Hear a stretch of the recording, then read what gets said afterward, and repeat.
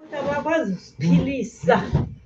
Ngiyocela nje ukuba unceda nje umntu nomntana womntu ukwazi uziphilisa, kuncedise nale granti ke. Kuba jonga laa makhulu ushiyeke phaa ukuthi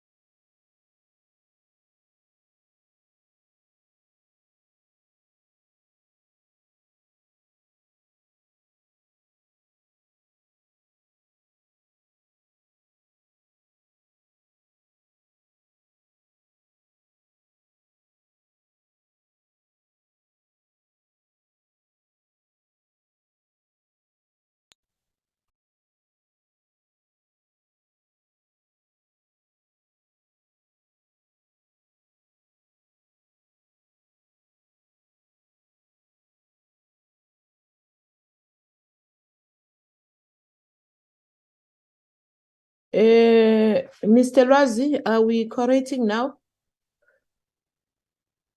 Good morning, Chairperson. Yes, we do have a quorum, Chairperson. Okay. Thank you so much. Honorable members of the Portfolio Committee of Public Works and Infrastructure.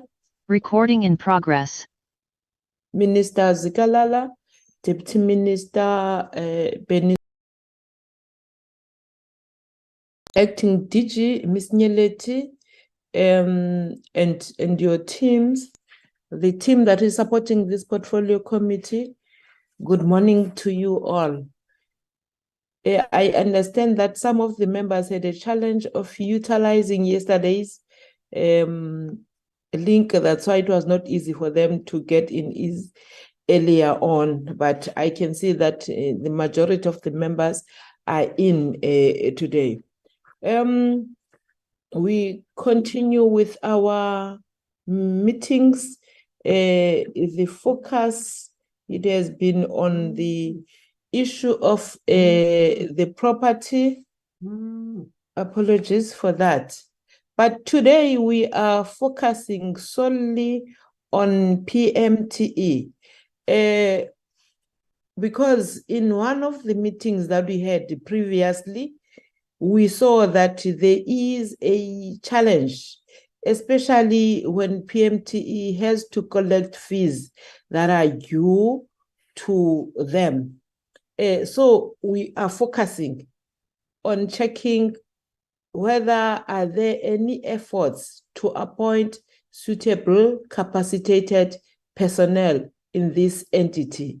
And again, deal with material errors that have been highlighted by Auditor General in the previous audit opinion, and these errors focusing on Immovable Asset Register and ensuring that this asset register is established and maintained, so that one day this entity will receive a clean audit. As much as we know that it has improved from a disclaimer to a qualification, but would like to see this entity getting a clean audit. And then on the issue of the user charge model, the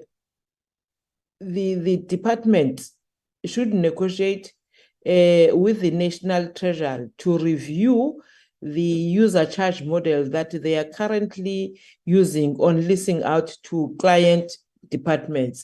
We're raising all these, Minister, Deputy Minister, because we have found out that there is a challenge within this entity.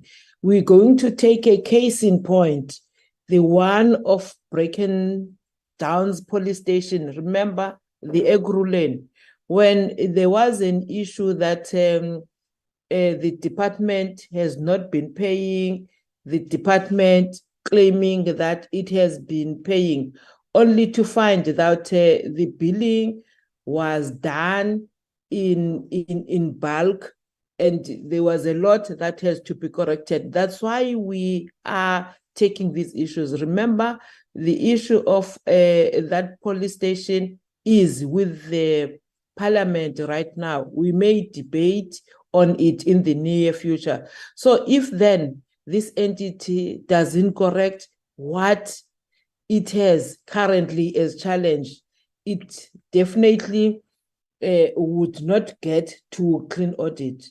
And okay, some of these challenges are really there because I think we have said this several times.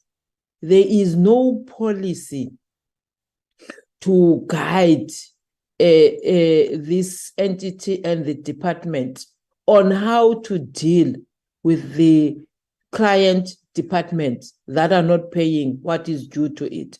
And that will only be done if there is a Public Works Act. With those few words, honorable members and the executive leading the Department of Public Works and Infrastructure, you are most welcome in the meeting. Do we have any apologies, Lwazi? Good morning, Chairperson. Good morning, honorable members. Chairperson, I had an apology from Minister Zigalala, who will be attending a cabinet meeting. And Honorable Sitlolo didn't give a formal apology, but I saw him rejecting the link. So I assumed that that's his apology. Thank you, Chair.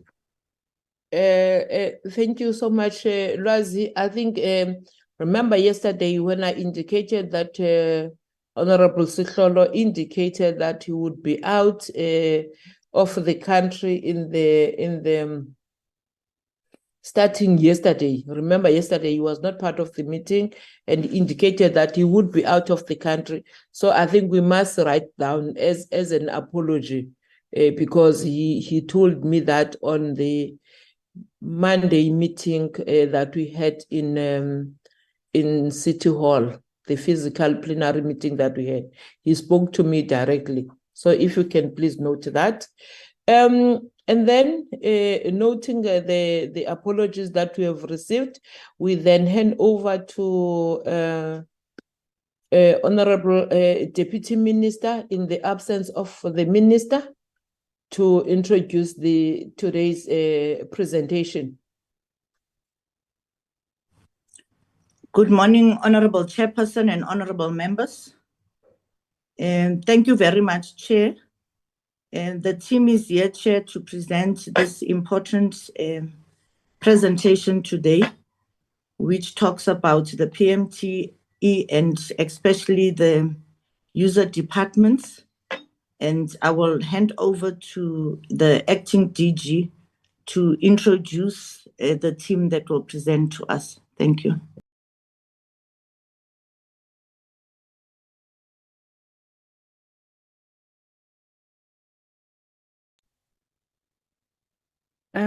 Chairperson, can I come through? Yes, Ms. Nyeleti, and Lwazi also assist those that are going to be presenting by giving them hosting rights. Yes. Good morning, Chairperson, and good morning, honorable members, and good morning, Deputy Minister, and my colleagues from the Department of Public Works. The presentation will be done in 3 parts, Chairperson. The Immovable Asset Register part will be led by Ms. Sasa Suban. She's joining through Siboniso's laptop. And then also the HR part will be led by Mr. Chance Zaba. And then later on, the user charge part will be led by the CFO, Mr. Mandla Sithole. If I can allow Ms. Sasa then to start. Thank you, Chairperson. Thank you, Ms. Nyeleti. Then the team may start. After Ms. Sasa has finished, the following one. Please, guys. Thank you. Chairperson is Mchobo. Honorable Mchobo. Yes, Chairperson. Good morning, Chairperson, and good morning to the Deputy Minister and the acting DG.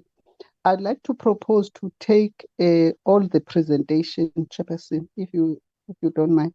Thanks. Thank you, Honorable Mchobo. Yes, we must do that. They must all present, then we'll ask the questions after all the presentations. So that, so after Ms. Sasa, Mr. Sithole, you may come in and the other one may come in. Thank you. Sasa, you can start. Thank you, Chairperson.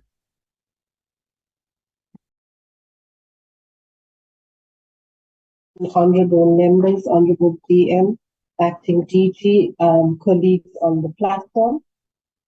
The purpose of the presentation today is to apprise the Portfolio Committee on the efforts by DPWI to appoint suitably capacitated personnel in the PMTE as per request. My focus area would be to deal with the Immovable Asset Register in terms of the material errors that has been addressed, and I'll get to that particular slide now, and also in terms of establishing and maintaining and sustaining the current audit outcome, as well as ensuring that we have a complete and accurate immovable asset register for the state. The second part of the presentation, as indicated by Acting DG, will be dealt with by HR, Mr. Charles Saba, and then the CFO will come in on the last part of the presentation. Honorable Chairperson and colleagues, we're glad to announce that albeit we received a disclaimer in 2021-2022 financial year, for the financial year 2022-2023, we've received an unqualified audit opinion.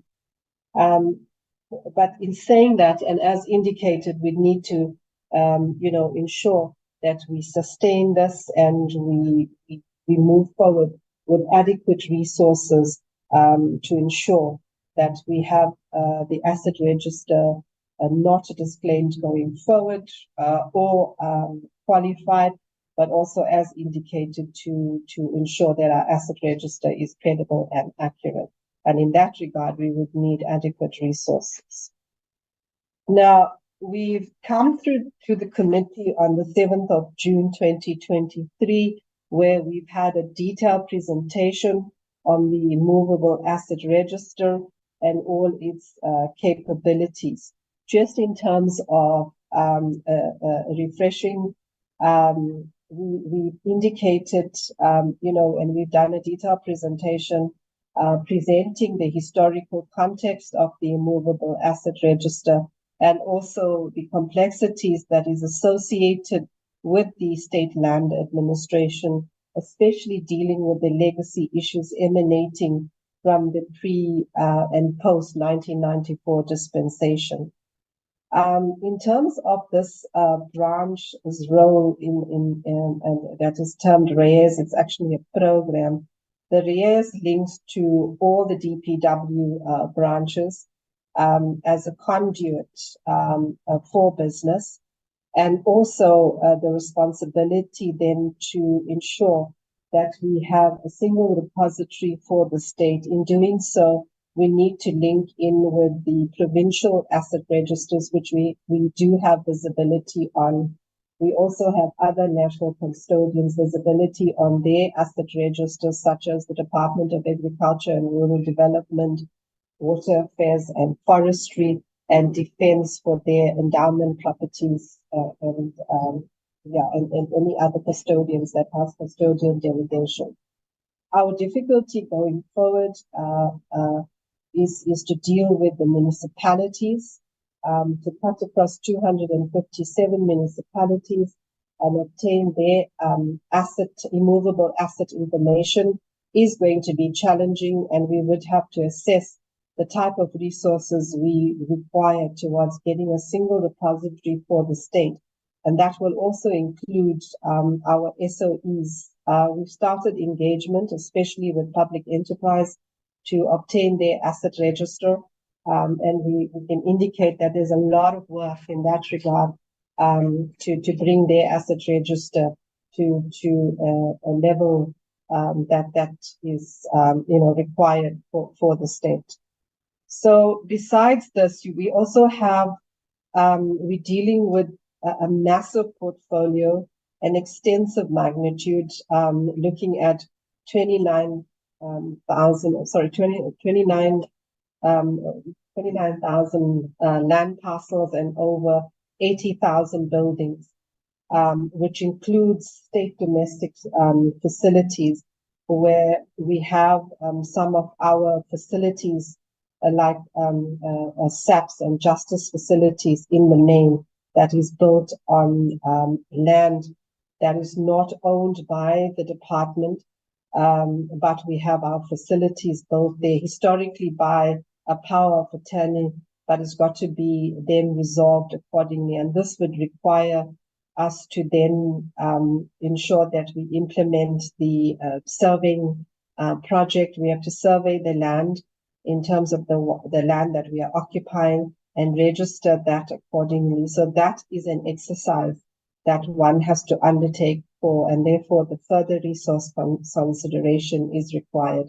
A case in point is the Ingonyama Trust land, There's engagements have been started and initiated with the Ngonyama Trust, and my team is working accordingly there to ensure that we get all of the land parcels that we have facility on accordingly registered on the name of the DPWI. The significance of the Immovable Asset Register as a core tool, beg your pardon, for DPWI to discharge its mandate and meet state service delivery objectives cannot be overemphasized. We've, over the past 5 years now, used the asset register extensively, especially for socio-economic objectives. If you look at the land reform program, using this tool, besides the request that we get from the relevant sector departments such as human settlements and rural development in the main, we've also used the register to identify, for example, agricultural land based on the criteria that we got from rural development to then basically release more than 125 land parcels totaling 25,000 hectares to support the land reform program. So this is also such an important point, and just to demonstrate what the asset register is used for over and above business. There are different aspects in around the Immovable Asset Register. We've got to ensure that we have an Immovable Asset Register that is GRAP compliant and meets the GRAP standards. We've got to have an Immovable Asset Register that supports the PMTE business, and we'll get to the user charge model and how the asset register supports that. Very importantly, as I indicated, the single repository for the state, but also in terms of the vesting, which, like indicated, we've completed over 16,000 odd land parcels. We've still got 4,000 odd land parcels, and the land parcels that we have now. The reason why we're not vesting in terms of the levels that we were historically is because we have complexities on those land parcels. So those parcels would have to be surveyed, they would have to be registered, and we've got a program in place for that now. We started with the Limpopo surveying project, and we'll take that through to KZN and Northern Cape, etc. So we have a plan in place for that. There's also a requirement to develop the expropriation asset register going forward. So all of this will require specialist information. Just a point though, we've got to make a distinction between the Immovable Asset Register, where the information and the assets recorded are utilized for business, but we would need going forward an integrated ERP solution to support business across the value chain in terms of starting with planning, acquisition, operations, maintenance, management, and disposal, and linked to the financial aspects of that. That is something that the department is working on to bring the best ERP solution on board. But that's a distinction that we would have to make accordingly. Now, I think I've covered this extensively in terms of the Immovable Asset Register, but in terms of what it does within the organization. But in terms of the resource requirements to ensure that we have GRAP compliant Immovable Asset Register, we have an asset register that meets the legislative compliance in terms of YAMA, and then to have a state Immovable Asset Register, a single repository. Okay. Chairperson?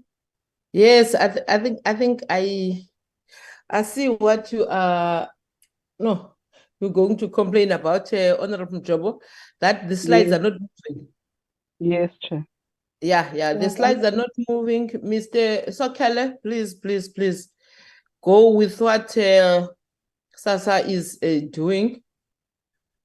No, it's on the right page. Yeah. Look, we're on the right page. I'm going to deal now with the resources that, if you look, is on the right-hand side. No. There you go. It was right. Yes. So in terms of supporting this holistic business that I've been explaining in a precis form, these are the resources that we require. We require a specialist in the field of accounting in terms of GIS specialists to do our GIS mapping. We need law specialists. We need IT data and system specialists. We need property and real estate management specialists. And town planning specialists, as well as project management skills. The next slide there, I'm going to skip on it. It's just to give you a structural configuration and the members, but the next slide, on slide 8, we get into more detail. But I was still on slide 3.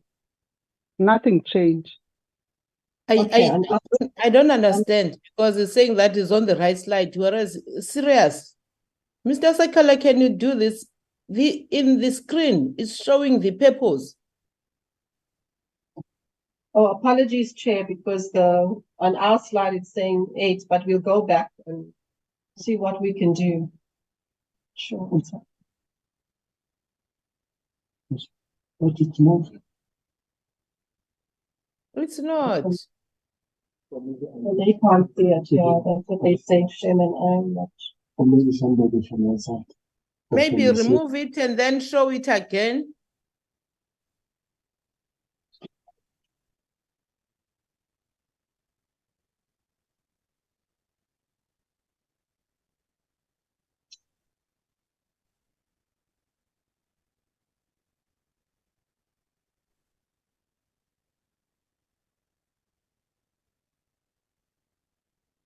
Maybe the CFO can assist.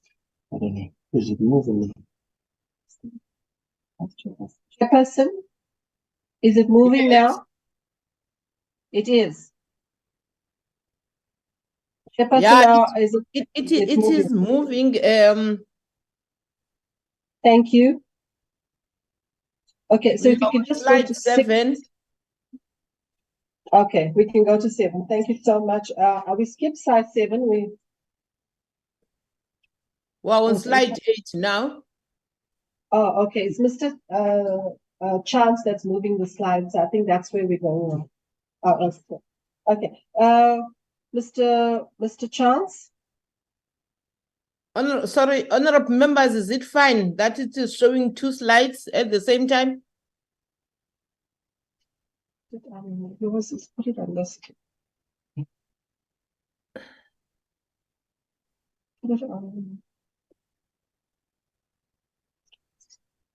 Hey, Chair. Yes. As long as Okay, as long as it's talking in the right slide. Okay. Let's bear with it. You may continue then. Apologies, Chair, for that. We're trying to, I think the laptop that we're using is a little bit problematic today. But in any event, I'm going to ask Mr. Zaba to come in and present the next few slides that will link into the functional organizational structure for the RES division. Charles? Thank you, Sasa. Good morning, Chairperson, Honorable Chairperson, Honorable Members. Charles, you're not audible. Hello, can you hear me now? A bit better.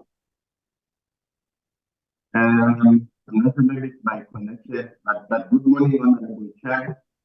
No. He's not audible. Okay, it's fine, Chairperson. I'll carry on with the presentation then. All right.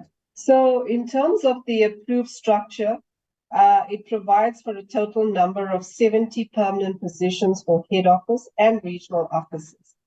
There was a need to augment the structure through the additional appointments of contract positions, which totaled 67 positions.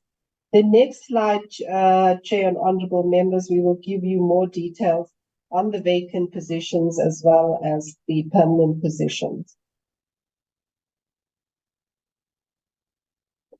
Here we've documented the various salary levels in terms of permanent and contract positions, both in the filled and in the vacant arena. So in the filled area, we've got 66 permanent position, and we've got 50 contract positions, and you can see that it's spread across the various levels starting from 1 to 13. Then on the vacancy, we've got on the vacant positions, we've got 4. What we mean permanent, that this is on the structure as such, it's budgeted for, and we've got 4 positions that are vacant. And then on the contract positions, we've got 17. It gives us a total of 137, and we're sitting with a vacancy rate of 15%. You can go to the next slide. So the vacancy rate, excluding contract positions, then if we omit the contract positions, we're sitting at 3%. And we have to indicate that we've had very good support from our HR component in supporting us in this, in filling the positions. However, like indicated, we would need more support in terms of sustaining the immovable asset register. And once again, I'm going to emphasize that to get the requirement for the state in having a single repository for the state, we would need much more personnel. Also, I just need to pause here and indicate that with the existing personnel, especially with getting an unqualified audit opinion, the personnel that were involved really spent many hours, overtime, weekends, sleepless nights in getting the immovable asset register to the unqualified opinion, and and some of them actually became ill, etc. So what we're indicating is that this can't be sustainable going forward. We definitely need the additional resources. The department is, with the support of the HR division, investigating the creation of permanent positions, and that's looked at in proportion to the number of contract positions as that is there, to look at the long-term solution to improve and sustain the immovable asset register in terms of completeness as well as the audit opinion that is current. On the next slide, we give an indication of the current recruitment process that involves filling of the following positions on a permanent basis, as well as those that are additional to the establishment on a 36-month contract. And we require to do this by 01 December 2023. What is done here is to indicate right from the Chief Director to the GRS technicians, and we've given the status of the positions that we advertise. We just need to indicate that we did make an update on the input on items 7 and 8. Here we're indicating that the positions are not advertised because there's been a request for creation and advertising and filling of the post for on a 36-month contract position. So this is en route for approval. Therefore, it's not in being advertised yet, and there's no closing date indicated. With the GRS technicians, which is 2 of them, the shortlisting has been conducted, and that should be done. The shortlisting should be done by yesterday, the 12th of September. Did that transpire? The shortlisting, do you know? Yes, it did transpire.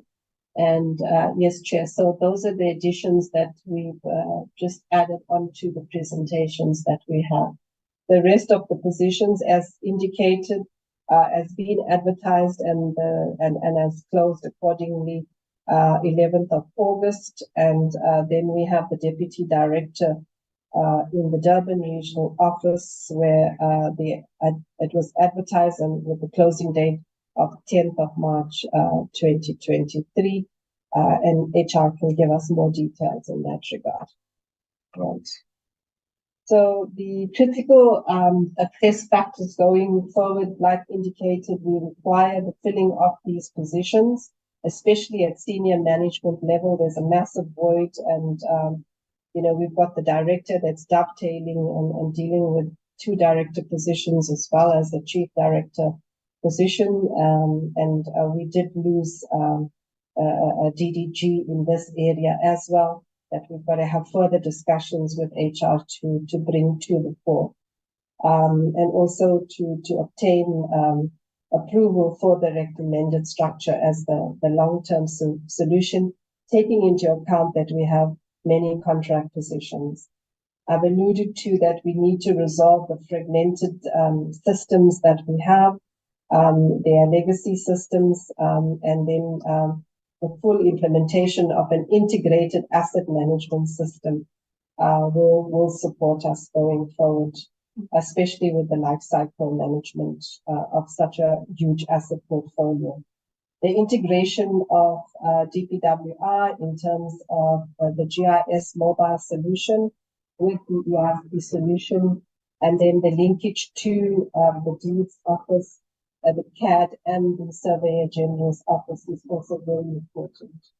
The development and maintenance of a single repository for all the state properties, I've indicated that in detail.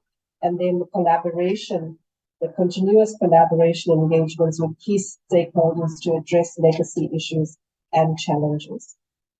Thank you, Chair. That's the end of my presentation with HR. Thank you so much.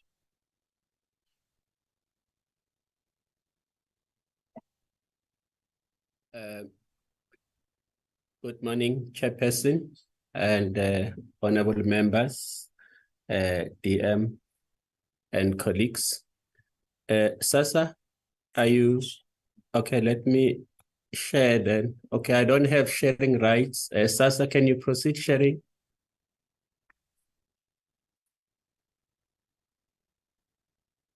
Sasa?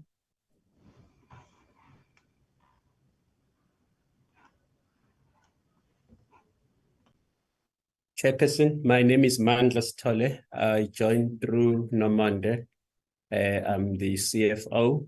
If you can go to slide number 13 for itemized billing.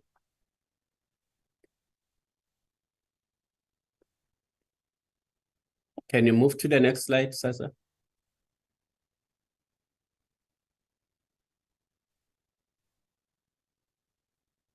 Thank you. Chairperson, I will be dealing with itemized billing or user charge model. Chairperson, we have implemented the user charge model. Sasa, sir, can you go back to slide 13, please?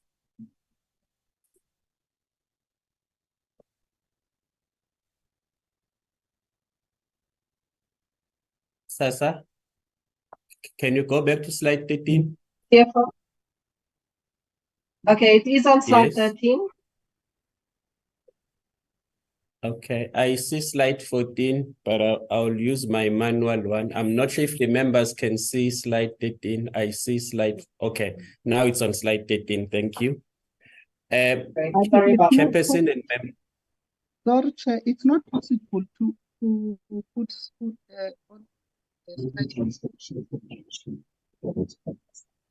You're not clear, Honorable Mchoba, but what I can say is that can we try that Nomonde, who is assisting CFO, be given sharing rights?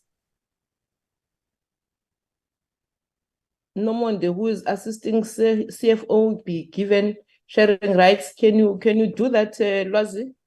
so that we don't have this challenge that Mr. Sitole is seeing something else and Miss Sasa is saying she is on another slide. Can we assist so that Nomonde is Yes, the Chair.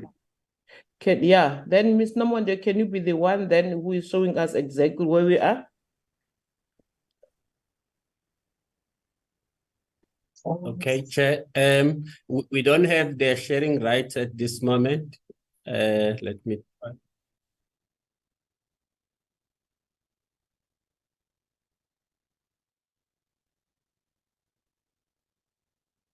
Okay, thank you, Chairperson.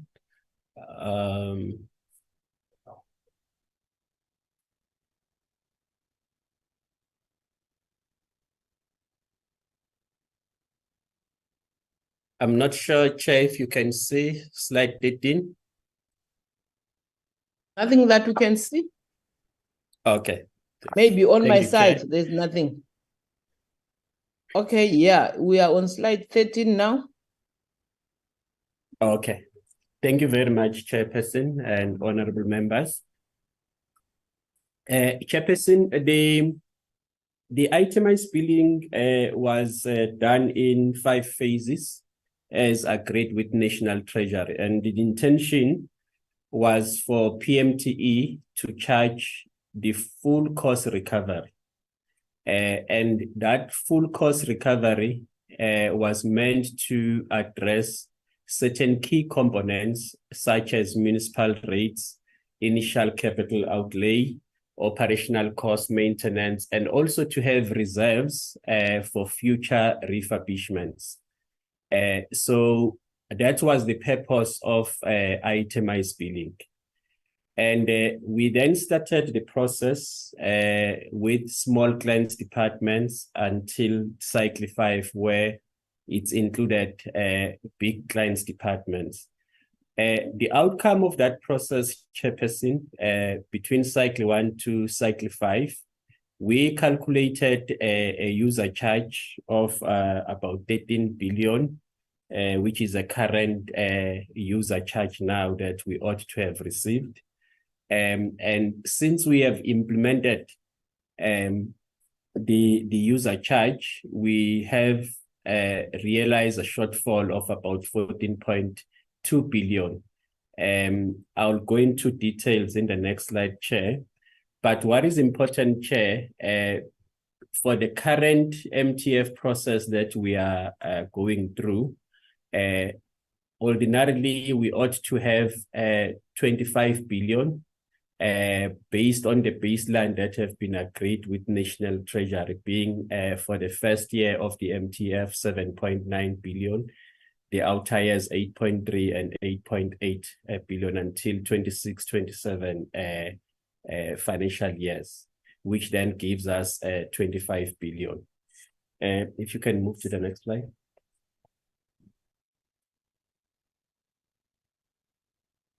Yes, in the next slide, Chair, we are showing the details which will then demonstrate We are the in short. slide 13. Okay, on my Or side. maybe is it only me, honorable members? Because on my, this has not On moved. slide 32. It has Still not on moved. slide Slide. 13, it's not moving, Chair. It has not moved. I know, because as much as I have moved on the devices that I'm looking in Miss Nomonde's screen, it has not moved. We are on slide number 14, Chair, on our side. Maybe let's stop sharing and go back. Is it not maybe delayed, Chair? I'm not sure if it's showing now. It's 13. Nothing, Bob. Still 13. Lwazi, can you It's do still it 13. on your side? Is it possible for you to do it? Or Mr. Nkanunu is going to assist us? Mr. or Miss Nkanunu? Yes, Chair. Okay, okay. Can you do it, Lwazi? Maybe it's gonna be better on your side. We are supposed to be on slide 14.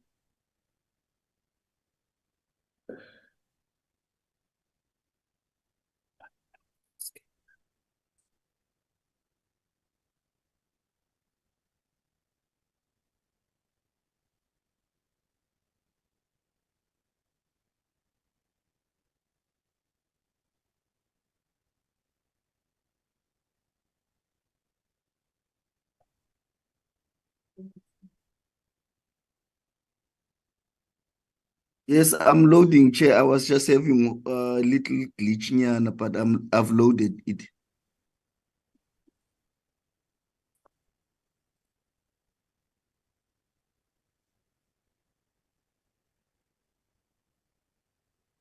Then go to slide number 14.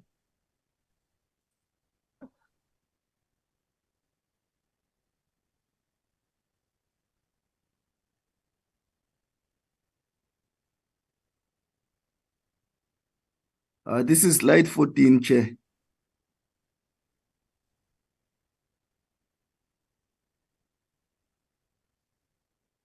It's Chairperson. not yet showing on my side. May continue, CFO. Okay, Would thank you. assist then. Okay, thank you. So Chair, it's not showing on my side, but I'll use my manual presentation on my site. It's not yet showing. I'm not sure, Chair, if I can proceed. Honorable members, is it showing on your side? Because it's showing in mine. Yes, it is, Chair. Okay, you may continue, CFO. Thank you, Chair. Thank you, Chairperson. On slide 14, Chair, I'm showing the details per client department. I've summarized the overall outcome. So, Chair, I'm not going into details, but where we are currently sitting in terms of the baseline, we have 5.6 billion, which in principle has been agreed or approved by National Treasury. However, our total user charge indicated that we ought to be receiving 13.5 billion, giving us a shortfall of 7.9 billion. So, Chair, what is very unfortunate with this is that we ought to be receiving 13.6 billion, and we're getting 5.6 billion. If you were to look at correctional services as an example, correctional services, we ought to be receiving 3 billion, but we are getting 743 million.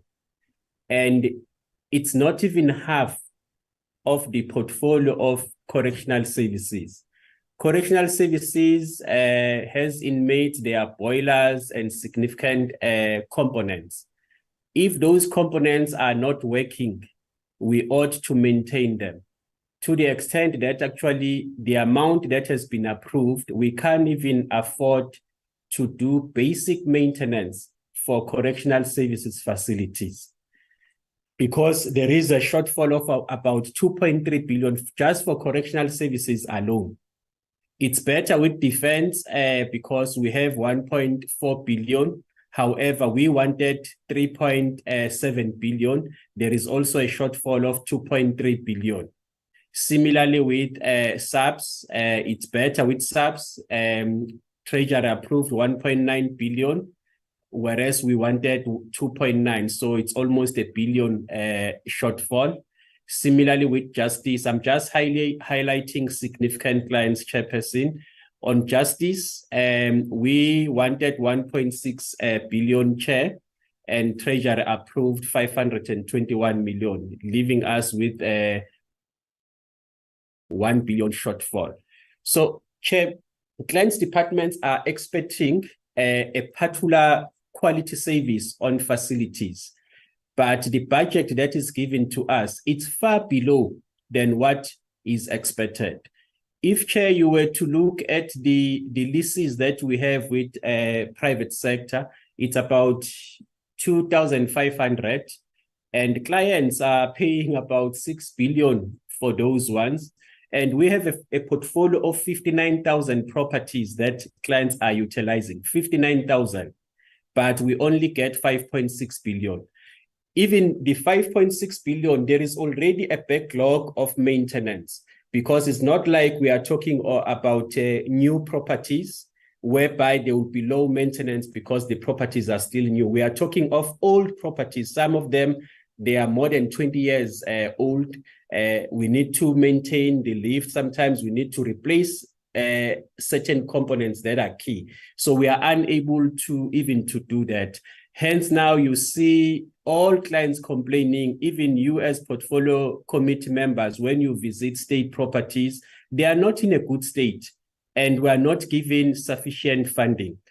Chair, I must indicate we've been requesting National Treasury to look at this for the past 3 years. Whenever we submit our MTF, requesting Treasury to consider increasing this tariff structure. We understand the current difficulty in our financial resources in government, but however, infrastructure need to be well maintained, because if anything can happen in any of the facilities, it's public works that will be blamed, but there will be no consideration that there are no enough funding to address key maintenance programs in our facilities. However, in this year, Chair, we had extensive engagement with National Treasury, and they are beginning to listen while there are financial constraints, to the extent that the last meeting that we had with National Treasury during the budget process, they did indicate that they will take this matter to another forum of ministers that consider budget approval, with a view that we might see an increase, but we are not yet sure, given the recent communication that Treasury has issued to say actually there are no enough budget across government. So it's not likely that we may experience an increase in this area. So our asset portfolio, we are unable to do basic maintenance. So Chair, over and above that, there are assets that we de-recognize, if you see on the other table, whereby we de-recognized about 2,991 properties with a total cost of 1 billion. So we have to, over and above 5.6 that we have to de-recognize 1 billion as per the issues that AG raised. However, there were other additional properties of about 9,000 that we had to recognize worth 1.5 billion, but it's not guaranteed that we'll get that 1.5 billion from National Treasury, given the constraints that the fiscus is facing. If you can move to the next slide. Slide 15. On slide 15, Chair, we are just indicating what is the rate per square meter, looking at all these departments. If I were to just highlight the few, high education and training, according to what Treasury approved, it's basically equivalent to 19 cents per square meter. There is nothing really that we can do with 19 cents per square meter. That's basically what it means. It's better with correctional services, although it's too huge also, because it's 12 rand, or it's almost 13 rand per square meter. There is nothing that you can do with 13 rand per square meter. Whereas if you compare with the market, Chair, the market currently for facilities, when you rent from private sector, it's between 100 rand per square meter to 120 per square meter. This is a demonstration that there is nothing that we can do much with these rates that are being approved by National Treasury. It's better with the green one, where National Treasury at least is 80 rand per square meter, health 66 rand per square meter. At least if one were to get 60 rand per square meter, I think it will go a long way to address all these maintenance backlog that we have. So we thought, let's also demonstrate that so that the committee also can understand the impact of what Treasury is approving. Over and above, Chair, what we are currently facing, even what clients are given, they are not even paying the amounts that is allocated, even though it's not enough, but some clients are not even paying such amounts, which make things much worse for PMTE. So these are the challenges, Chairperson, that we are facing. But what I must highlight then, Chair, there is a process that we have also engaged with National Treasury in terms of improving recovery. What we've done, because Treasury regulation empowers National Treasury to intervene, we have requested National Treasury to intervene in line with Treasury Regulation 8.7.1. If I were to quote it, it says, should a dispute arise over which vote or main division of a vote should be charged with any particular expenditure, the relevant treasury must settle the dispute and determine the vote or main division against which expenditure must be charged. So we have been engaging with National Treasury. So what they advise us to do is to escalate all the clients that are not paying, so that Treasury can evaluate whether to apply Treasury Regulation 8.7.1. So this is a legislative framework that we are exploring together with National Treasury. There is a letter already that will be going to our acting DG to refer to the DG of National Treasury, where we are escalating 3 departments, being DCS, DOD, and DERCO in this regard. There are many more departments that will also refer to National Treasury. I must indicate, Chairperson, Treasury has intervened in the past, where we even had meetings with the affected clients' departments, but that process also did not yield a good result because the same clients did not pay. However, some started to pay, but not everything that we were expecting. The further challenge, Chairperson, in this area is that as Treasury cut the budget for all clients departments, clients department continue to reduce even the little that we're supposed to get from these clients department. So basically, these amounts are not even ring-fenced. We've tried with National Treasury for the past 3 years now to say, look, when it comes to accommodation charges, can at least Treasury ring-fence those ones so that when there are budget cuts, clients must not come and cut the little that they're supposed to give to us. But Treasury has refused to do so for the past 3 years now, which then the little that we are getting from clients, it's really exposed and it continues to be exposed from budget cut point of view. So, Chairperson, the other thing that we are engaging our HR with is to also capacitate this area, because we need also resources that will also deal with itemized billing to ensure that it's fully implemented, where there will be a full coordination with asset register team, so that when there are changes in terms of occupation, we have to perform recalculation and amend leases. Chairperson, the other thing that we felt that maybe for the committee may need to consider as part of helping us, maybe sometimes Treasury may need to be invited by this portfolio committee so that this matter is properly discussed to say, what is it that we can do with 5.6 billion with such a huge portfolio, and given that our asset portfolio is not in a good condition?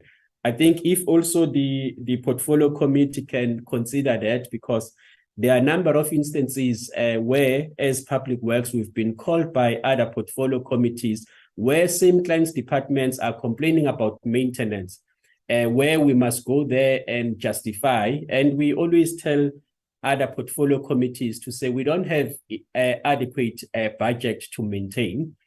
So maybe it's what also the audit, the portfolio committee can help us with. If you can move to the next slide. We are on slide number 17 now, Chairperson.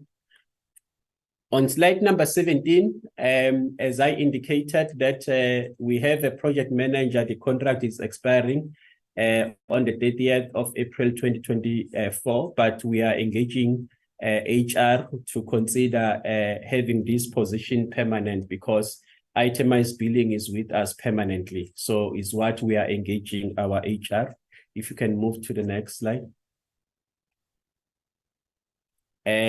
Slide number 18, Chair. As part of the way forward, a more active role should be played by National Treasury in reducing the gap in accommodation charges by working with DPWI and the affected clients' departments to increase the accommodation charge budget and escalation rates. In our request for MTF, we did request also formally to National Treasury. We hope it will receive a positive result from National Treasury.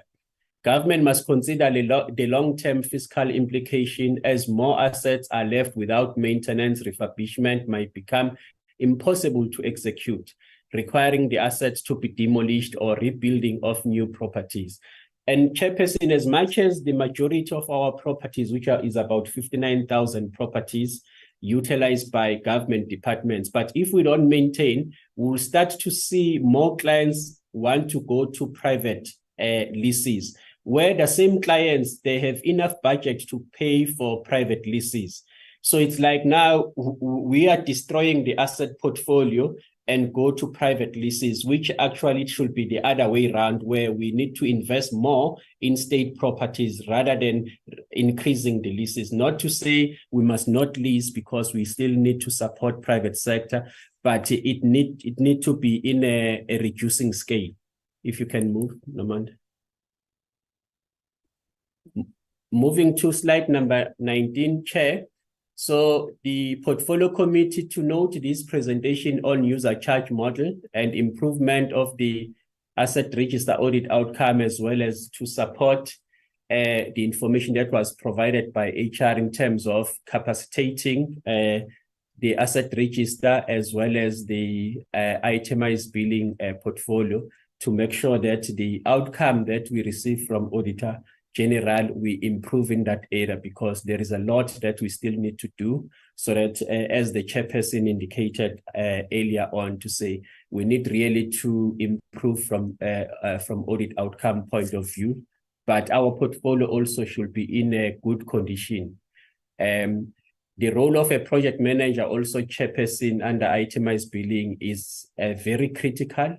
Hence, we'll be engaging our HR internally to capacitate that area so that we improve in this area so that we can actually get what we're supposed to get from itemized billing point of view. Thank you very much, Chairperson and members.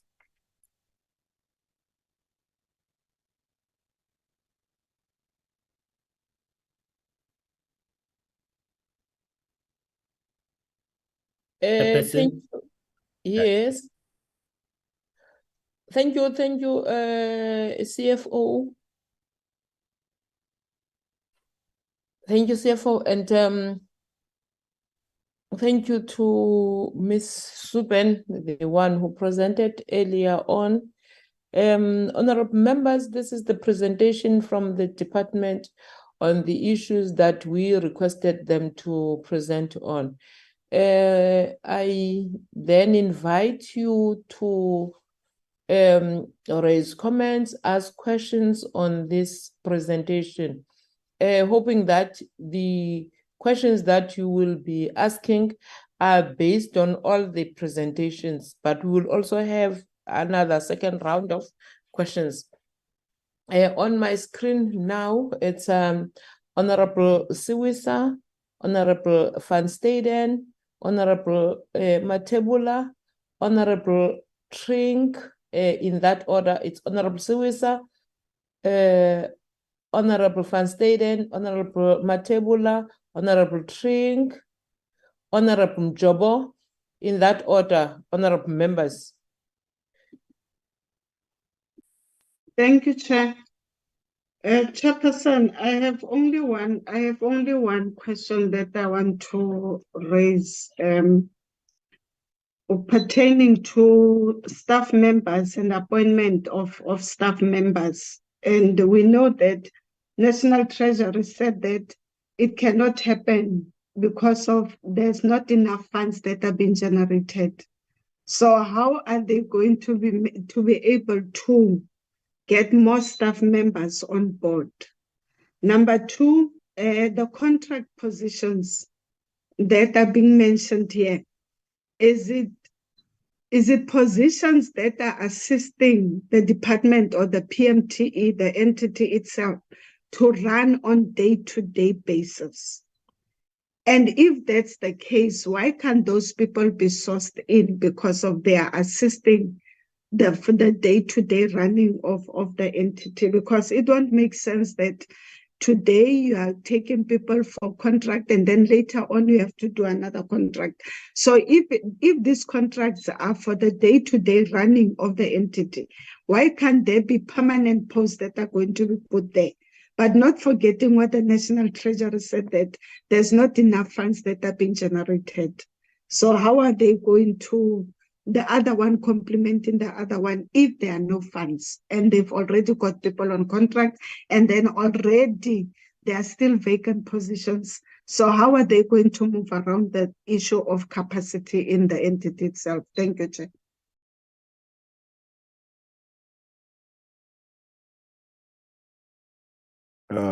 Thank you, Chairperson. I'm just going to continue. I think the member's finished. Yeah, she's finished. Now, on the asset management and the asset registers, and I'm of opinion you can have 1,000 staff members in all the positions, but if you don't have professional, skilled people who can manage these asset registers, we're going to have this problem for a very long time. Not that I'm saying that the current people is not skilled enough, but I think there's a big shortfall. On the maintenance of the buildings and stuff, I think we need to understand we must understand how if I can use the word, contracts work between the department and the client departments. I think we must get clarity on this issue to see where the problem exactly lies. Yes, money is a problem, client departments cannot pay, but I think we must go back and look at the root of that problem. So I try to understand, is Treasury giving funding each year to client departments for maintenance, but they don't use it on maintenance? Or I just want to know how the contract is, if I can use the word contract, is stipulated between the Department of Public Works and client departments regarding the maintenance of the buildings and stuff. So we need to understand that concept.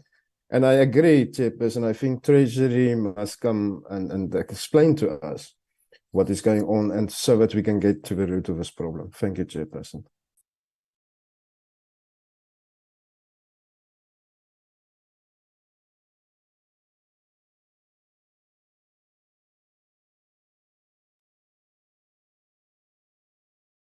Honorable Matebula. Thank you, Honorable Suisa, Honorable Van Sterren. Honorable Matebula. Thank you very much, Chair. My apologies for joining the meeting a bit late. I'm struggling with the network. I have no electricity where I am, Chair. Chair, I just want to reflect on what the CFO has presented, because that's where I joined the meeting. Chair, I think it is worth noting the report that we have received from the CFO, and also take into cognizance the fact that our economy is not doing well, Chair. And as such, government is unable, to adequately fund some of the projects and give the necessary money to different departments that we have. I want to say this, Chair, by saying that we all know that we have not recovered from the scourge of COVID. A number of people have lost jobs. And as a result of that, as we are talking, Chair, this year, SARS has under-collected by in February by about 22 billion rand.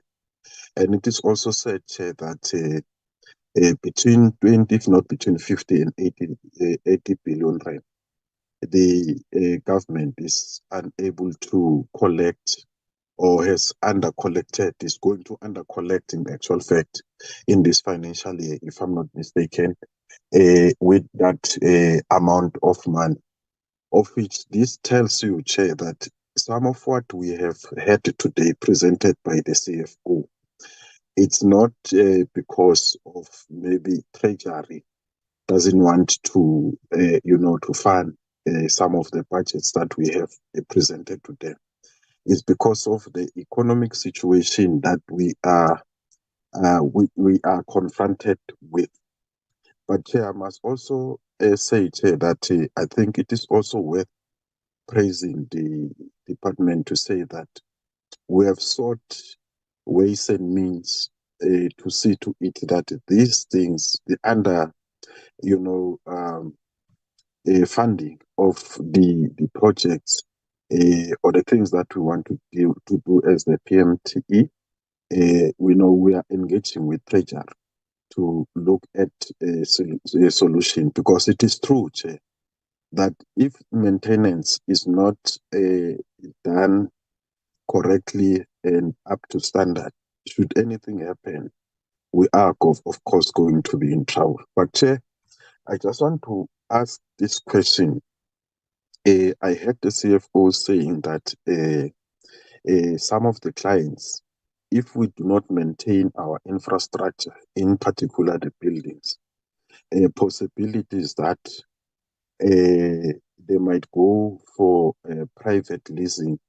Now, I just want to check that when he speaks about the private, about the clients, does he refer to departments who are leasing,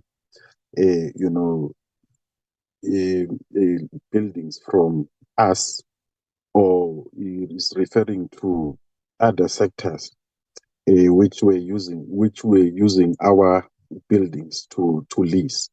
And I want to say, Chair, if then, because what I heard also is that the clients, some of them are not paying as expected.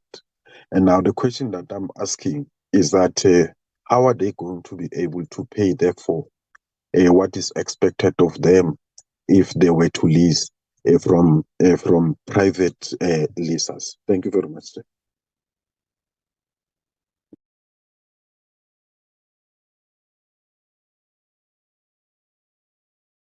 Thank you, Honorable Matebula. Honorable Tring. Thank you, Chair. Chair, I want to agree with Honorable Matebula. Our economy is certainly facing severe headwinds. The ACDP during the COVID period warned against initiating a harsh lockdown, but our warnings were not adhered to or listened to. The result is that we've now lost some 2 to 3 million jobs. That's the taxes in terms of the shortfall that are being described is as a result of the jobs lost and the many companies that have shut. These companies obviously generated tax and added to the fiscus, which allowed for government to do its business. But right now we are seeing shortfalls and Treasury having to cut back because of these shortfalls. So certainly I agree with Honorable Matebula. Our economy is not in the condition that it ought to be to initiate growth that is needed. But be that as it may, Chair, our public works and infrastructure has one of the biggest property portfolios, and I've mentioned this before. In fact, the biggest property portfolio in the country. Yet, unfortunately, with some of the poorest returns. And I think when one compares this to the private sector, with some of those in the private sector with 50% less in terms of their property portfolios, yet these are registered on the JSE and they're doing a thriving business. They're generating income. They are contributing to the fiscus in terms of the taxes that they paid from their profits.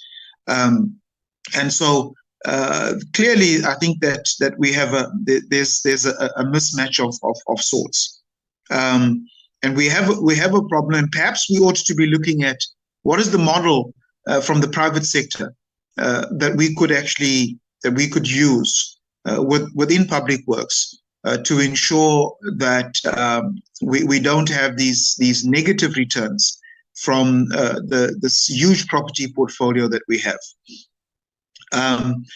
I also want to agree with Honorable van Staden.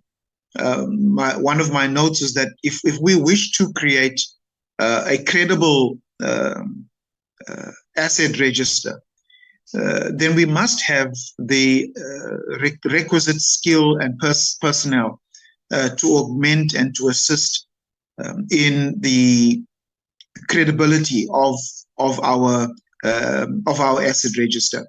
So with regards to the skills that are needed, the shortfalls when it comes to personnel and even some of the contractors, it has to be skills based, and where the skill is needed, then we have to appropriate. We have to take that particular skill in order to develop a credible asset register. We cannot share, and I think from the ACDP's perspective, we appreciate some of the progress that has been made in terms of the Immovable Asset Register. But clearly, if for as long as we do not have an asset register that is credible, for as long as we have an asset register where the Auditor General is going to continue to poke holes into it, we do ourselves a disservice. Chair, there's clearly also a disjunct when it comes to the leasing of property. It kind of boggles the mind where some user departments are prepared to pay prime leasing costs of in excess of 100, and in some cases even close to 200 Rand per square meter, which is what we saw when we went to the telecom towers, Chair. What the SAPS was paying prior to moving in, and I'm not sure what the progress is on that. But some pay actually in excess of 200 Rand a square meter, and so there's clearly a disjunct where sister departments or user departments are prepared to pay premium prices or leasing prices, but when it comes to PMTE, they kind of act like the poor sister with insufficient budgets to actually pay, and this can't continue. Now, I don't know whether this has been raised before, but if it has, it's worth being raised.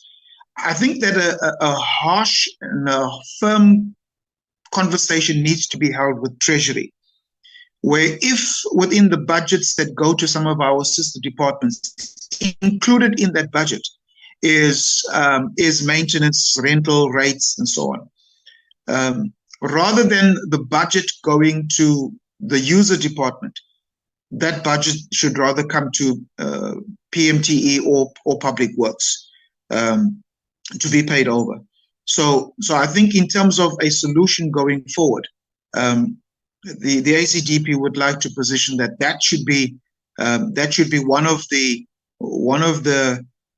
harsh conversations or stern conversations that we need to be having with Treasury. Thank you, Chair.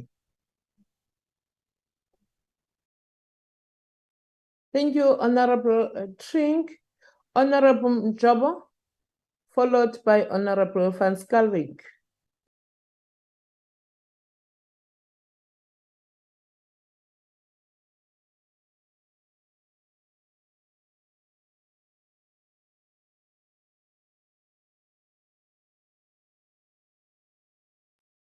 Honorable Mjobo, thank you, Honorable Trink. Honorable Mjobo, followed by Honorable Van Schalkwyk. Technology as well. Thanks, Chairperson. I'm covered. Thank you, Honorable Mjobo. Honorable Van Schalkwyk.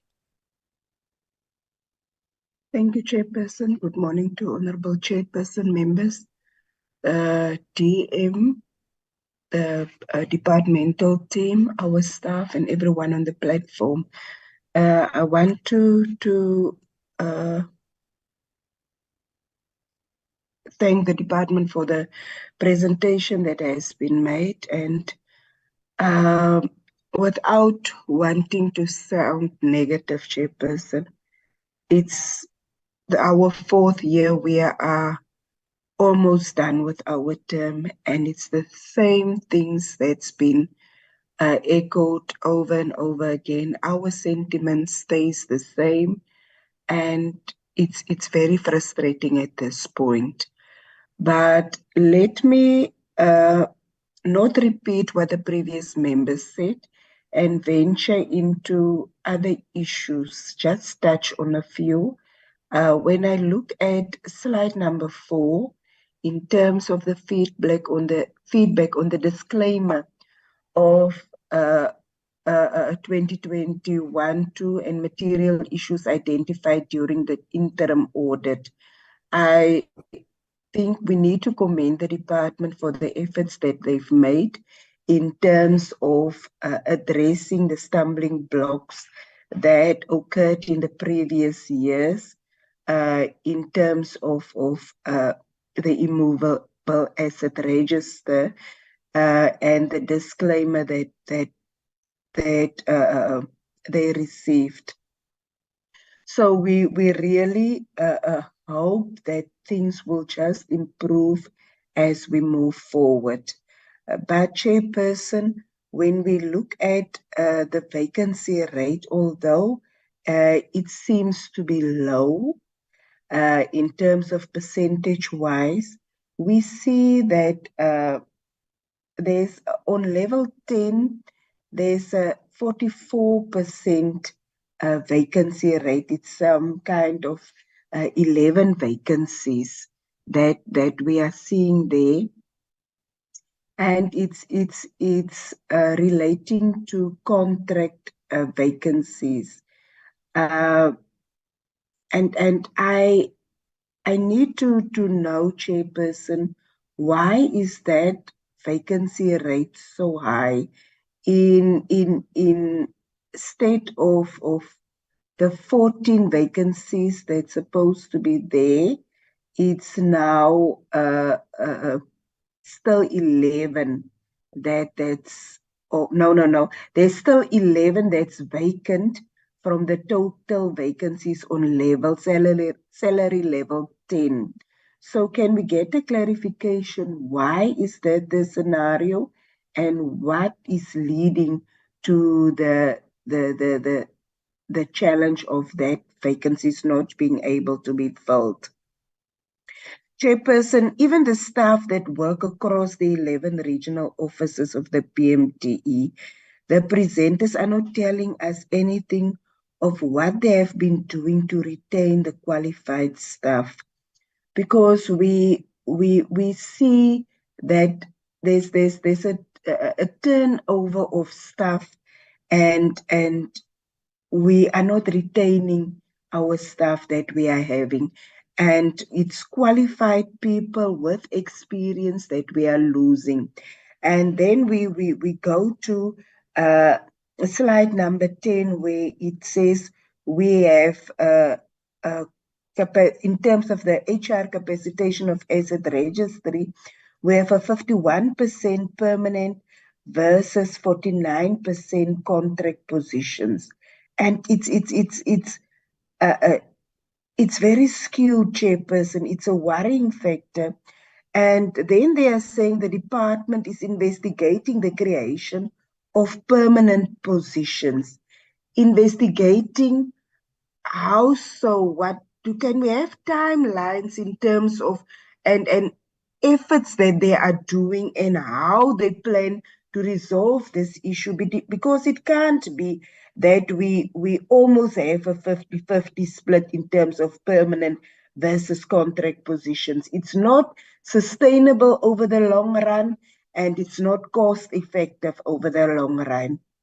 Then, Chairperson, on my slide 11, I see there's a bullet point 7 that I see there, which refers to the Assistant Director, IAR 11 times 11 regional offices advertised. But on the screen, it's just that the screen was split. I couldn't read clearly. On the screen, it was showing something else. Can we zoom into that screen again? Because on my status, it's showing advertised, but I quickly looked at the screen and I could swear it showed not advertised there. And there's other elaborations in that regard. Can we zoom into that screen again and just be conscientized on what's happening there? Then, Chairperson, it's showing that additional positions for 36 months from the 1st of December 2023 will be appointed. But now I'm thinking, Chairperson, when we talk about additional positions, is that sustainable in terms of cost? Is the department able to afford that? And what is the process towards approval of permanent positions in that regard? Because we need to within the current high unemployment rate in our country, we need to see an effort towards employing full-time permanent positions instead of this short-term contract positions. Then, Chairperson, there's a lot of money that's been spent on Archibus system, and we haven't been elaborated on in terms of how far are we in terms of the implementation of the modules of Archibus. How far are we in terms of the money that's been spent? What is outstanding? Just a full update in terms of the rollout and the management of Archibus would be appreciated. Then, Chairperson, I think we must be careful here about trying to appoint staff above the establishment. Because if we are talking about all these additional positions, contract positions, are they in line with the staff establishment that are there, that's been approved? Because we know that Cabinet heard in August from Treasury that there's not enough funds in the short to the medium term. So we should be very cautious also in terms of that move. And we know also that it's been elaborated from Treasury side that among others, infrastructure projects and staff costs have been earmarked to be cut. So what are we saying in terms of this department? How are we going to deal with this issue without compromising service delivery to our people and neglecting on the mandate of this department? I think I'll pause there, Chairperson. Thank you very much. Thank you, Honorable Van Schalkwyk. Thank you again from the department on this presentation that they gave to us, also citing the challenges that are there. I think one of the things that the department should do, especially with those advertised posts, we know what the Treasury has said, but I think they need to motivate, especially for the positions that they feel that they really need to employ people on them. I think there must be some motivation for that one to be done. Secondly, on the point of just a few minutes, apologies.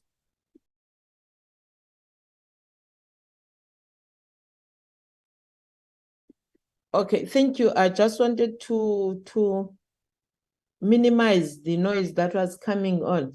There is also an issue here. I think when I was doing my opening remarks, from what Mr. Sithole presented to us as part of the shortfall, in fact, believing that that's what it is owed to them by the client departments. I think if we talk of 25 billion, I think, honorable members, that is a huge amount. That what we said and what we have been always saying as the portfolio committee, that this department has a potential to make revenue.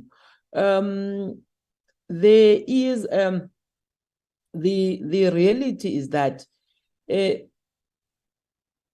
what the department, as what Honorable Tring said, is paying to privately owned properties where it is leasing for some departments, and what it can, if it had clear policies recovered from the user departments, and not necessarily relying on Treasury, when it had a clear policy, a policy with real teeth to bite, I think it would be able to recognize the revenue that we see that it has a potential of making. So mine would be, why is it not that the department, why is it not that the department's IT can't make a solid argument and proposal to Treasury and Cabinet for these monies that it is saying that for 3 years it has been begging Treasury to recover some of the money? Why it can make a solid argument and proposal both to Treasury and Cabinet to get those money so that they can come to DPWI. Thank you so much.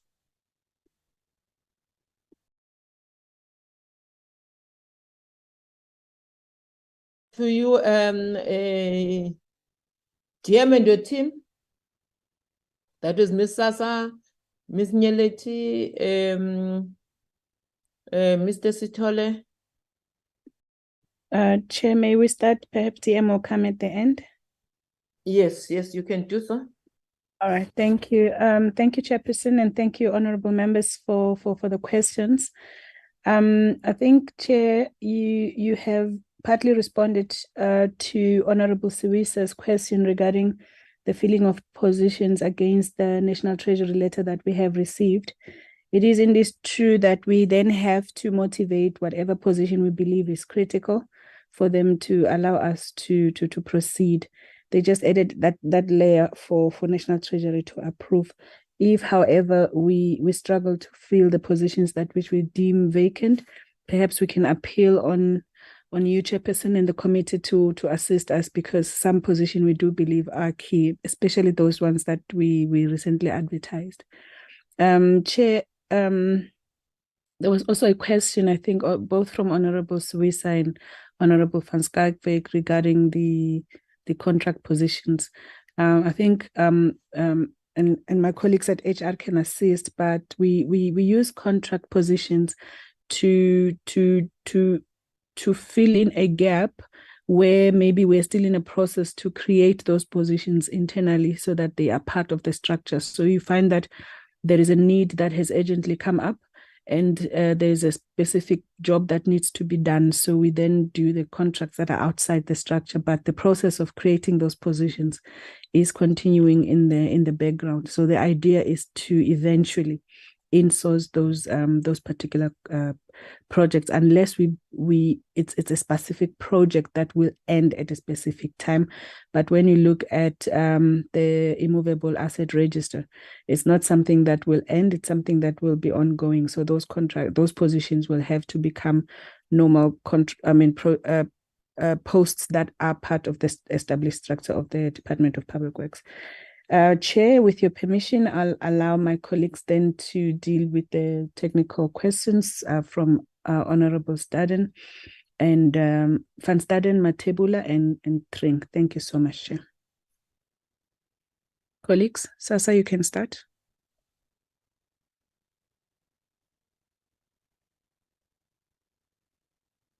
Yes, Chairperson, I think from the Immovable Asset Register perspective, there were mainly comments that's come through, which is just submitted.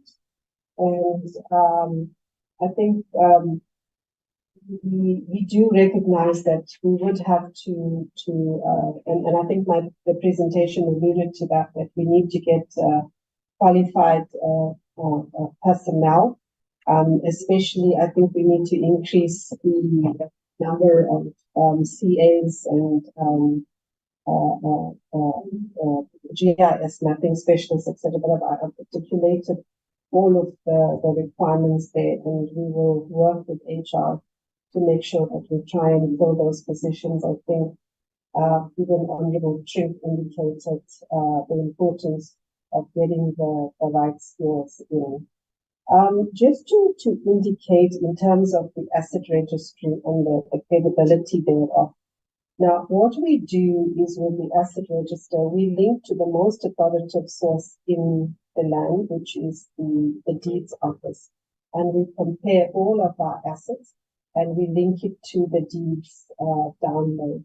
We also match it to the Surveyor General's office so that we have that level of checks and balances and reconciliation in place. Now, like I indicated, I think the area that has to be addressed is the issue of the properties that will have to be vested appropriately. But with that being said, those properties are also in the asset register. And we have a segment of that. It's not like it's not in the asset register. So that is just to address the credibility of the assets. Also, I think using the asset register, we've also developed the unutilized strategy. We have an semblance of the properties that we have that is unutilized at the moment. I can make reference to in terms of properties that are in facilities. So we've got, for example, land parcels that are vacant. And if we look at our portfolio in context, just going to get to the appropriate page, if the committee gives me a minute. So we've got unutilized buildings that's sitting at 3%, and 97% of our buildings are utilized. In terms of the land parcels, we've got land parcels where we have improvements on, which comes to 62%, and we've got a vacant land portfolio of 38%. Now, this is work in progress, but what we're doing, we're doing a dissection. For example, of the land parcels, we can indicate at this particular stage is 9,896 that are vacant, but you've got a lot of those that are in facilities. So in other words, they're in a defense base or a sub space or within the justice facility. There might be tracts of land that's available, but it cannot be utilized, or DCS facilities, because they're in the facility. So then we then come to then that the land parcel that we can utilize. We have where we can look at revenue generation is in around 7,800 that we can assess further for revenue generation, etc. So that is being done currently. We assessing them in terms of where they're located. We are using our asset register component to GIS map them, etc. And therefore, going forward, we look at how we can generate revenue utilizing the strategy that has been developed by our REMS unit, which is the Circular 135. In this regard, there's also been progress because we've given already about 500 properties that can be looked at, that's being assessed by our REMS division to go out and generate revenue accordingly. So this is work in progress to address the members' concern in how we can supplement and augment our budget, just to indicate that this is being looked at.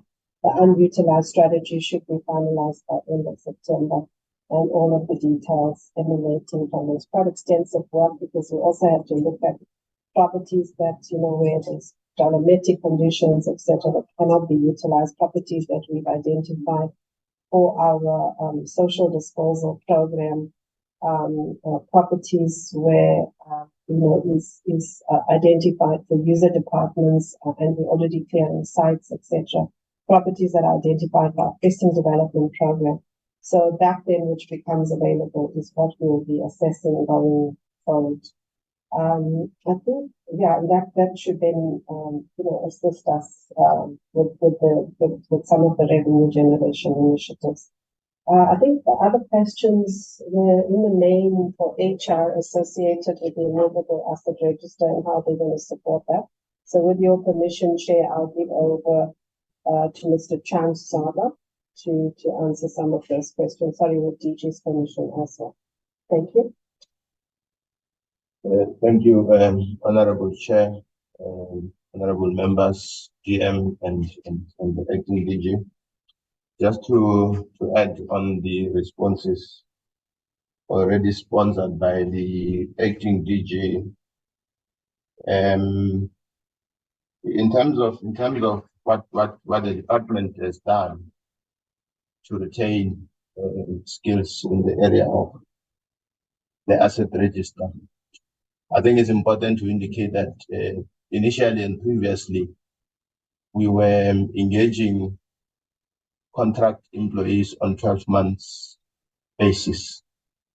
So the movement from 12 months to 36 months was also as part of our retention mechanism, because we were losing a lot of staff due to the insecurities that comes with your short-term contracts. But as a long-term measure, as we've indicated, we are engaging with the asset register team, as we've indicated, for purposes of permanent creation of the proportional positions of the contract appointments that we currently have. I think the issue there, obviously, we need to align with the current Treasury cost containment letters, but also to ensure that we prioritize this one, because we had initially clubbed it with the amendment to the organizational structure based on requests that we have received from other units within the department. So there might be a need to prioritize the asset register.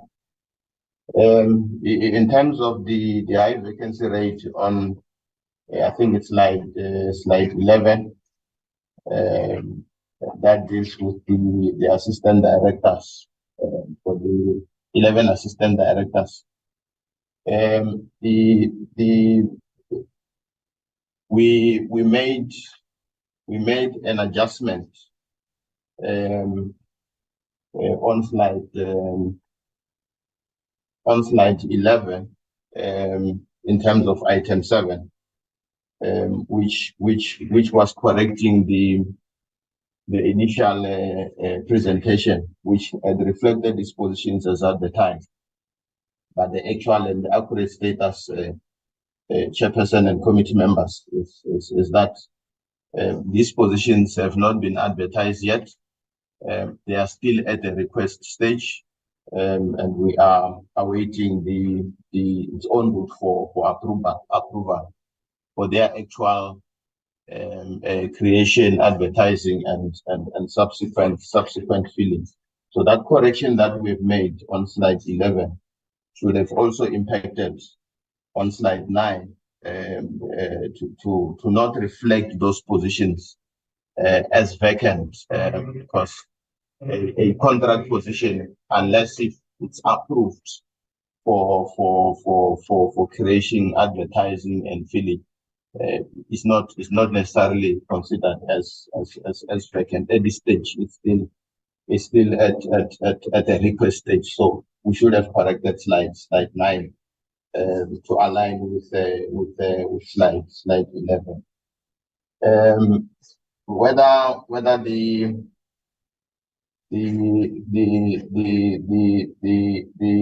capacitation of the asset register is sustainable, I think we hold a view that it's actually not a sustainable capacitation model. That is why we have moved from 12 months to 6 months, and we are now engaging on the actual permanent creation of these positions. I think that those would have been the remaining questions that needed to be responded to. Thank you, Chairperson.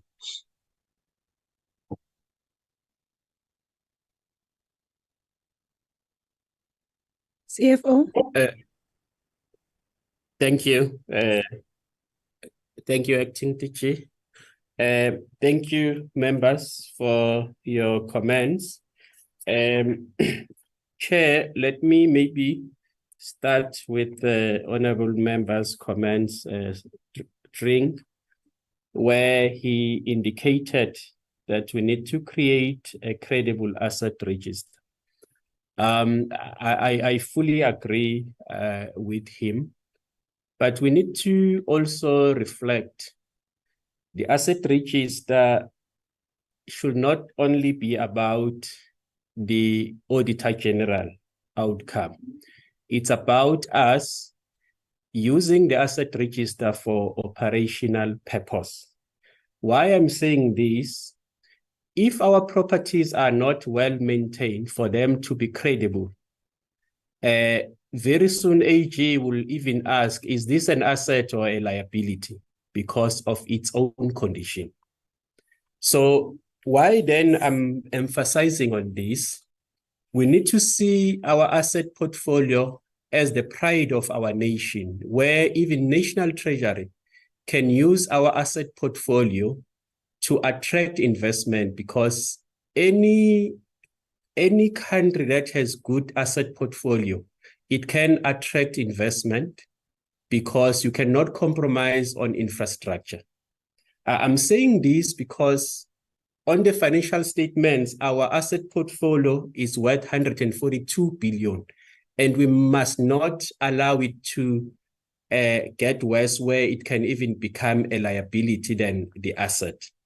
So while we have economic challenges, as the members have raised, we need to still have a proper discussion with National Treasury together with this committee, because once the economy starts to improve, the focus must be also to say, let's have these credible assets that can become a pride of the nation, where the same treasury can benefit out of it for investment purpose.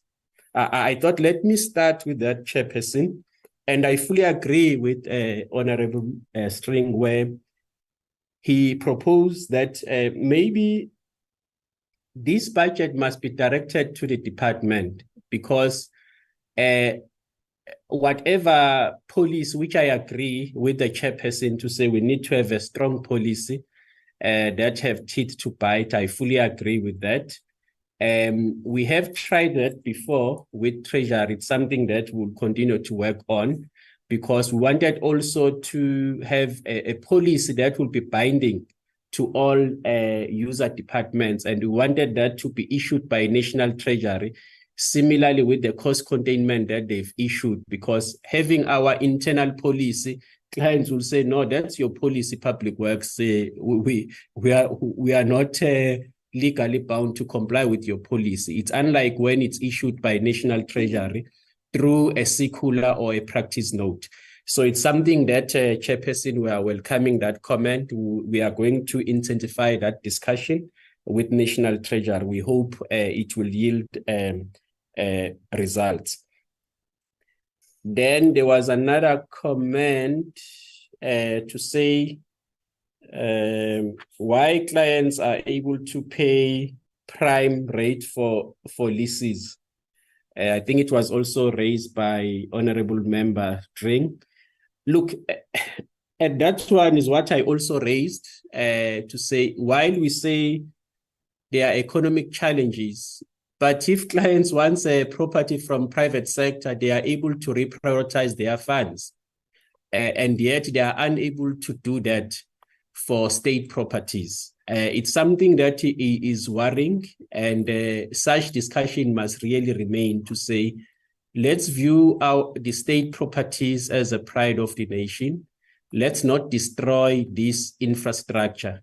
We can have the asset register in terms of the number, but it may easily become a liability, which is something that we all need to be careful of, and we need to respond appropriately to that.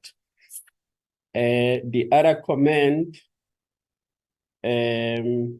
was from Honorable Member Staden about the contract between clients, departments, and PMTE with regards to maintenance.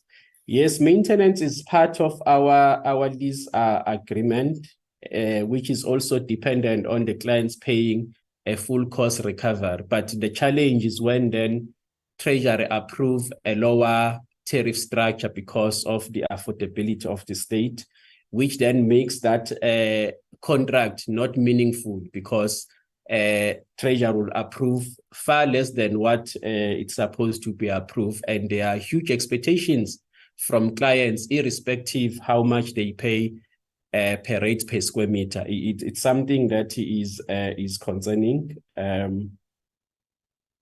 Then I think Honorable Member Matebula also raised the issue how clients afford private leases and yet they cannot afford to pay the state asset. I think I've covered that comment. Let me check if there is any other comment that I may have missed. Yeah, I think, Chair, I've covered all the comments that were raised. Thank you very much, Chair. Thank you, Ms. Sasa, Mr. Sokulu, and Mr. Sitole. I don't know whether Ms. Nyeleti also acting DG. I don't know whether you want to come back or there is something that you feel that is missing. And then in that note, allow members if they would like to have a second bite in terms of questions. I don't know whether Honorable Matebula's hand is a legacy hand or a new hand. Honorable members. Okay, thank you. I can see Honorable Van Staden. Honorable Van Staden. Yes, Chairperson, thank you. Now, on the argument of COVID and the economy is not growing and so forth, we really must remember the backlog in the maintenance of our government buildings is not a new problem. It's not a problem that started after the COVID era. It's a problem we've been sitting on for many years, and we are asking questions for many years since the beginning of this parliament in 2019. And I think before that, there was also problems regarding the maintenance of our buildings.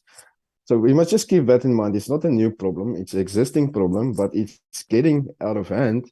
And our government buildings, which actually belong to the taxpayers of this country, is an investment.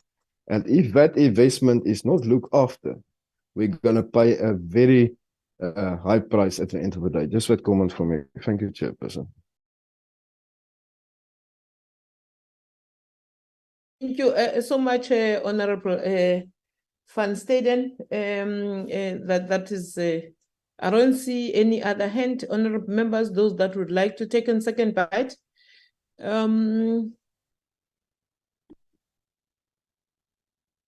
Over to you, Ms. Nyeleti and the team. Chairperson, thank you. Thank you so much. I think the team has covered all the questions. If the DM would like to close out, we would appreciate that. Thank you, Chair.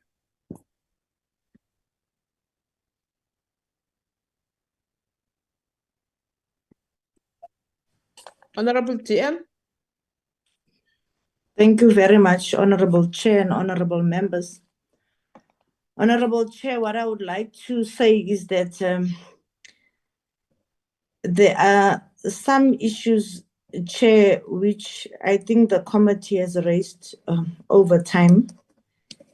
And on the maintenance, I want to agree with the committee that we do really need to discuss this in detail.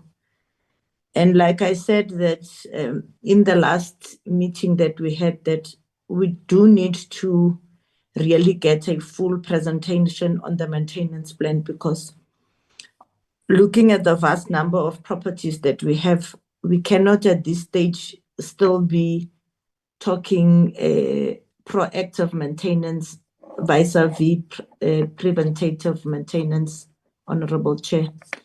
And on that one, I want to agree with the committee that I think that that oversight needs to be really taken serious, and urgently we do need to get the maintenance plan, so that whether we are talking to Treasury on the amounts and everything else, but that us ourselves, we do need to look at our own maintenance plan and how it takes us forward while we are still grappling with the other issues. Also on the policy of collection, surely we do, as Public Works, do need to, in the next, after this recess, Honorable Chair, to really present what is the policy at, but also coupled with that, that the Public Service, the Public Works Act and the policy itself needs to come to some sort of a life, because I think that is what will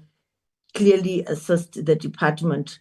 Without it, we'll find ourselves grappling all the time, because us ourselves are not seeing the Public Works Act coming into fruition, because I think that will assist us. But either than that, that the collection policy be presented to this committee in the last quarter of the 6th term, Honorable Chair, because as much as we do consult a Treasury, we also ourselves need to have a policy in place that is legally binding, so that we deal with the departments that are defaulting on either not paying in time or not signing what they're supposed to sign, which is an agreement in terms of how they are supposed to pay, because indeed they are using our properties. And that, Chair, on the structure and the contracts vis-a-vis the permanent positions, that surely this new instruction coming from Treasury in terms of having to consult, I think that the department should surely then, through the acting DG and HR, prioritize this, because indeed having 59,000 properties and looking at the staff that we have, that one I also agree with Honorable Chair that it should be looked into, because we'll be going in circles all the time, not achieving what we are supposed to achieve because of turnaround times in terms of what should be done, because of the type of structures that we have, and people being uncertain and leaving. Indeed, Chair, ours was to try and resolve the issues of the vacant positions by trying to fill all the vacant positions and looking at the number of posts that we have advertised and have shortlisted, and in some of the instances have held interviews, and in some of the instances where HR was already ready in terms of having shortlisted, and in some instances are busy capturing because of the dates on which they advertised. But then we now have to now take a bit of a setback because of the instructions from Treasury on the budgetary issues and how we then move forward. But I think that that one is one that the department will also give the committee an update once they have consulted with Treasury in terms of what we deem are the positions that are really we cannot live without, and us having to consult a Treasury in filling those vacancies. But I also think that, Chair, in terms of the status of Akibas, because members have raised it, several honorable members have raised it here, that we should really prioritize it as well, so that we get a presentation in terms of the status, and if we add these modules and that module and whatever we are being told, that how does it then assist us moving forward in terms of having a real digitized system that is really value for money to the department, and that it will actually, at the end of the day, assist us to have an integrated system that we all can say this is going to assist us at the end of the day. Because I see that members have raised it and the status, and also that with the added modules, where does it take us into a solution that really talks to us as a department. With the Chair, I would like to thank you very much, Honorable Chair and members. Thank you very much. Thank you so much, DM, for the closing remarks. But I would like to say, DM, we really appreciate that you are considering to have a strong policy, as we have already, in fact, several times said so since the beginning of this term. And we know that the policy that you will be drafting will be aligned to PFMA and GIAMA and all the property-related laws.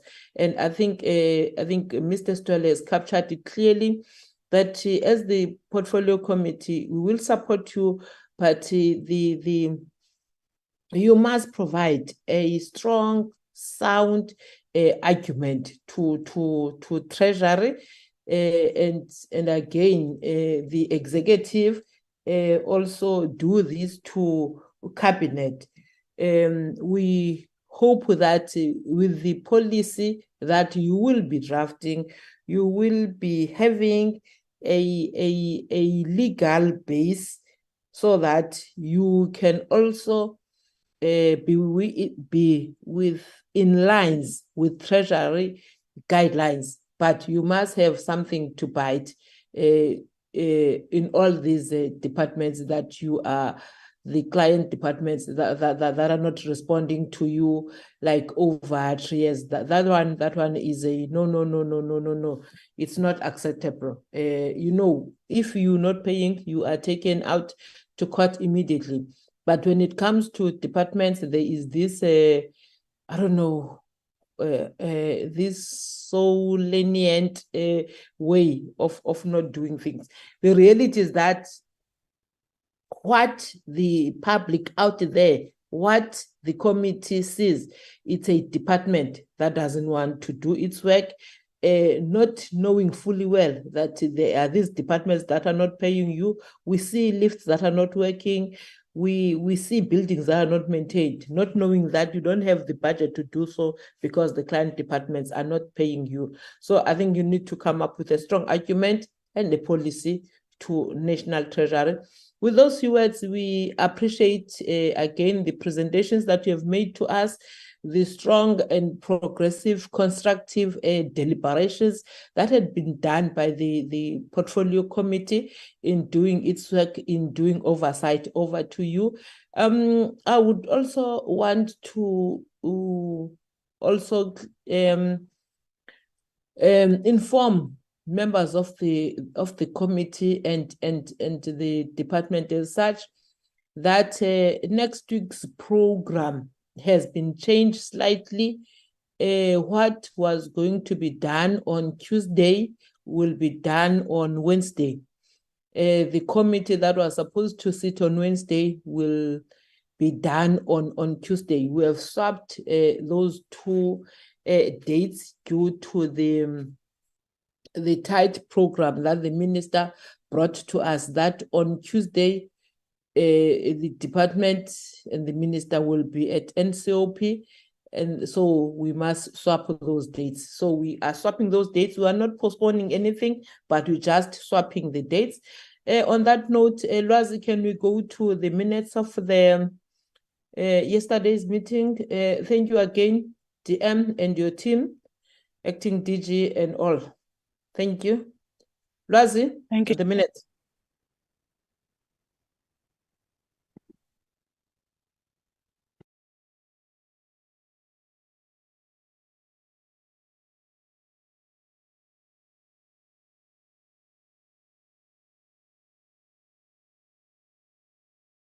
Lwazi, can I see the apologies? I want to check whether you have captured the apology of Honorable Sikhala.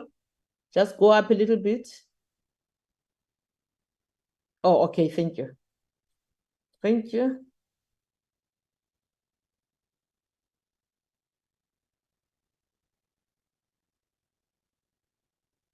Honorable members, these are the minutes of the yesterday's meeting.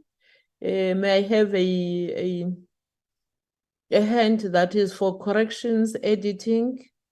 In the absence of that, may I then have a mover for the adoption of the minutes? I move, Chairperson, the adoption of the minutes. Thank you, Honorable Mjobo. May I have then a seconder?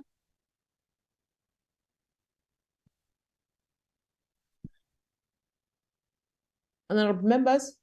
Second, Chair. Thank you, Honorable Van Schalkwyk. On that note, honorable members, Lwazi, can you then again put on the WhatsApp group of the Portfolio Committee on this swap that we will be doing on the dates of 19 and 20, so that the honorable members prepare exactly for what we'll be doing on the 19th, because we have this thing. I think there is a hand of Honorable Trink. Or is it a legacy hand, Honorable Trink? No, Chair. Chair, I want to make a recommendation which I made about 3 years ago. And it comes from my experience with my other portfolio committee. In the other committee that I sit on, we have the links for the meeting that are sent on the morning also of the meeting. So while it may be sent prior to the meeting, and we appreciate that, but it also helps when the link is also sent on the morning of the meeting.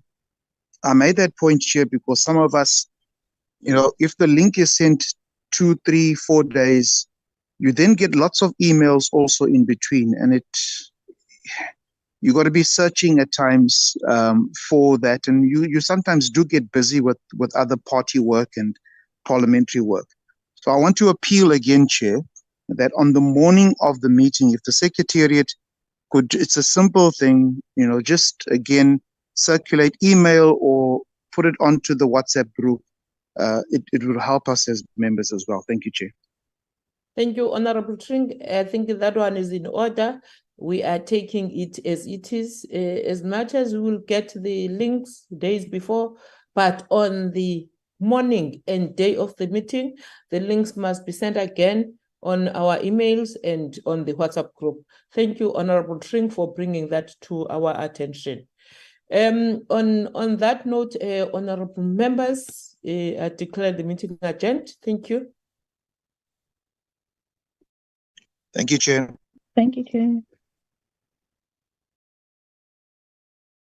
Thank you, Chair.